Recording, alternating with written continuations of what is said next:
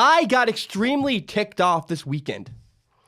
I saw a girl who recently graduated from my college. She's a very, very low-level sportscaster. She put on her Instagram story, she said this. She said, failing was worse than never trying. She said failing was worse than never trying. I couldn't control it. I didn't make it public. I didn't say anything to her, but I got extremely angry. Here's the thing. We fail every single day. It's an everyday part of life. You cannot live in fear of failure. You just can't. It happens every day. I'm not saying spend all your money in Vegas. I'm not saying that. Don't be reckless.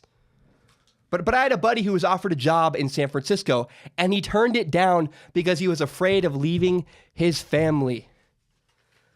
Again, don't be reckless, but you cannot be afraid of taking a chance. We've seen this over and over and over again in the world of sports. Look at last year's college football playoff. The Oklahoma Sooners had 4th and 1. They had the best quarterback in all of college football. They had Baker Mayfield, who just won the Heisman. 4th and 1, and the Oklahoma Sooners chose to not go for it on 4th and 1, and they lost. They were not willing to take a risk, and they lost because of it. Now, Alabama in the national championship game, Alabama benched Jalen Hurts, the quarterback who started all year for Alabama, and put in a freshman quarterback at halftime who carried them to the national championship. See, someone asked me for relationship advice this weekend. They really, really like one of their good friends. They like their best friend, and their best friend rejected them. And they said, oh, this is awful. I wish I just never, ever told them how I felt.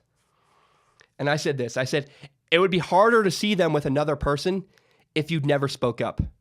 See, it's one thing to see them with someone else, and at least you tried and you took your shot and you failed. It's a whole nother thing to sit there wondering, what if I just took my shot? Oh, man. So I say to you with conviction, when I say that I believe the Rams are doing the right thing. The Rams have made so many offseason moves. They're traded for Marcus Peters. They traded for Aqib Talib. They traded for Brandon Cooks. They signed Ndamukong Suh. And I strongly believe if you have a shot at a Super Bowl, you need to go for it. You must go for it. You cannot be afraid of coming up short. And luckily, thank my stars, it appears the Rams general manager, Les Snead, agrees with me. Les Snead told Peter King this. He said, I got one simple rule. You can't be scared in this league. So when that girl posted on Instagram, it fired me up. Got me angry because you are going to get rejected. You're going to fail. You're going to lose. It's part of life. Accept it and move on.